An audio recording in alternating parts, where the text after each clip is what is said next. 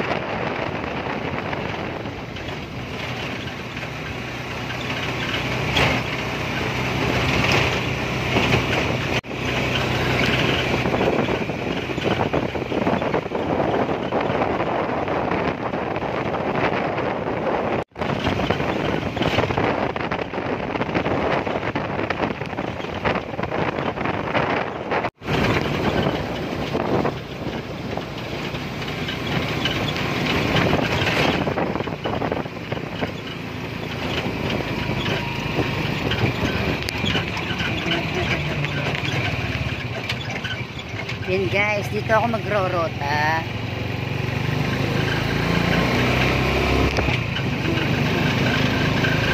Ganda dito. Ganda dito, lalo na pag na-renovate na talaga siya na mga pang tourist. Ito yung pa rin ng Bagasbas guys. Pero ito ay tawag dito ay sa Binsons.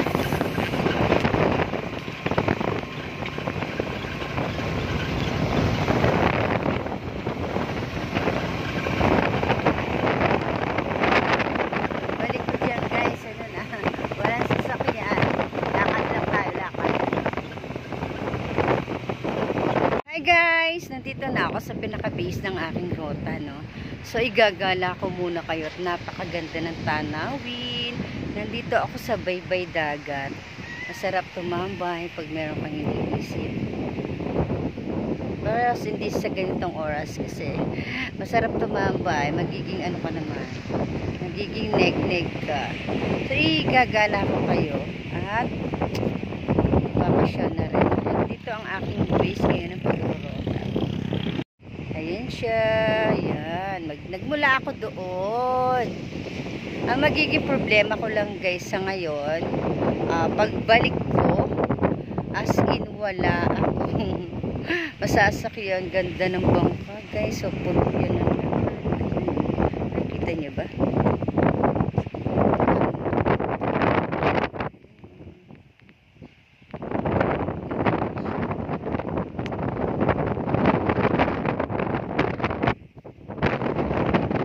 Guys, samahan niyo muna ako sa pagrorota ko, ha? Grabing hangin, no? Ay, dito rin po pala kung naaalala niyo si Tatay Tomas, yun. Baka sakaling makita natin siya, no? At makamusta na rin. Ganda, marami na itong naiaayos. Dito ay magiging tourist destination ba? Tawag doon naman. Balang araw pasyalan rin ito ay linyada na rin ng ng Bagasbas kasi nandito ako sa may Binsons ngayon. Andun pa yung ko guys, andun pa yung aking rota, doon pa ang aking rota, yung mga bahay na yun. Sarap bumili dito ng ng lupa kasi darating yung araw, no? Pwede ka dito mag-business. Business. Oo, yung ganda ng kubo. So, tabay tayo sa kubo. You know. Tara, akit tayo. Akit tayo. Akit tayo sa kubo. At medyo tatambay muna tayo.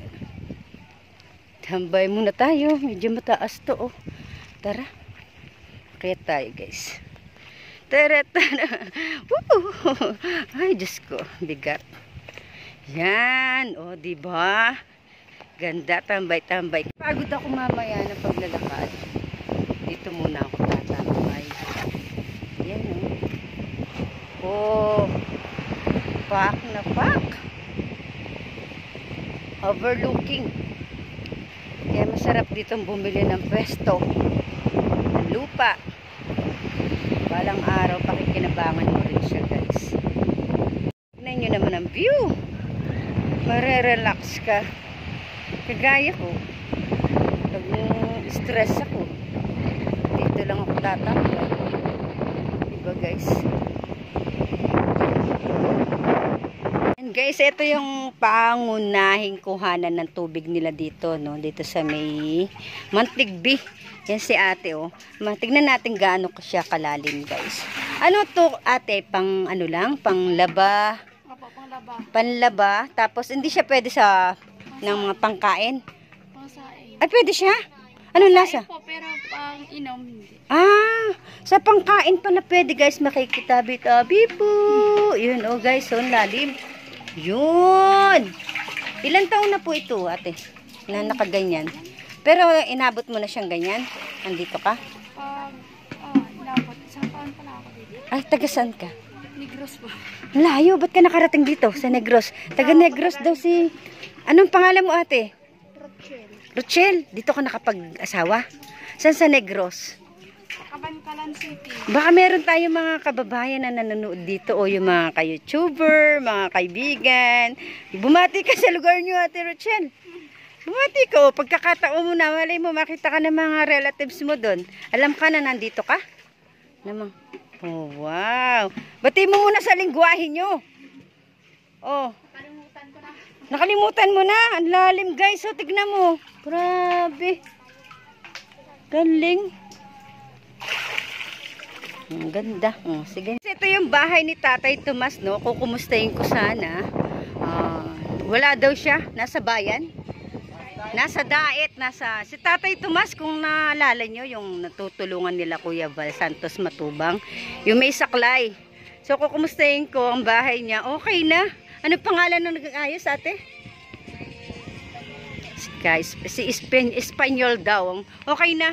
Kala ko yung dati pa eh. Buti na lang natugunan yung kanyang daing na ipaayos yung bahay. No? So, Tatay Tomas, wala pala. Ito guys, ang bahay niya, okay na.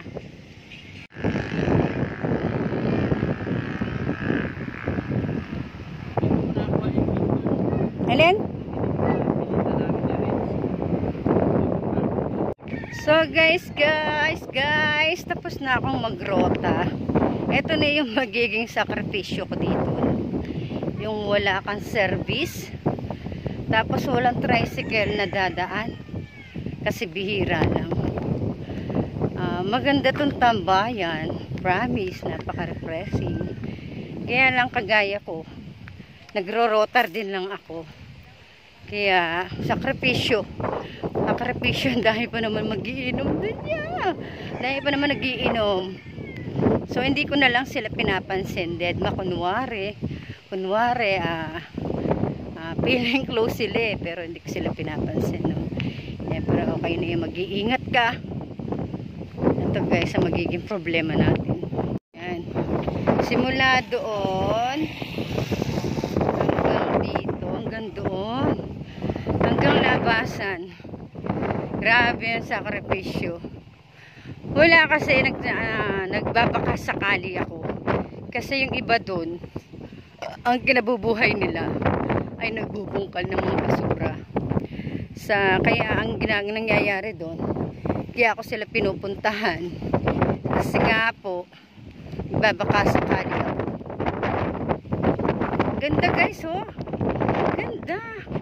Ganda ng mga bulaklak, promise. Yan, oh. Wow. maambon.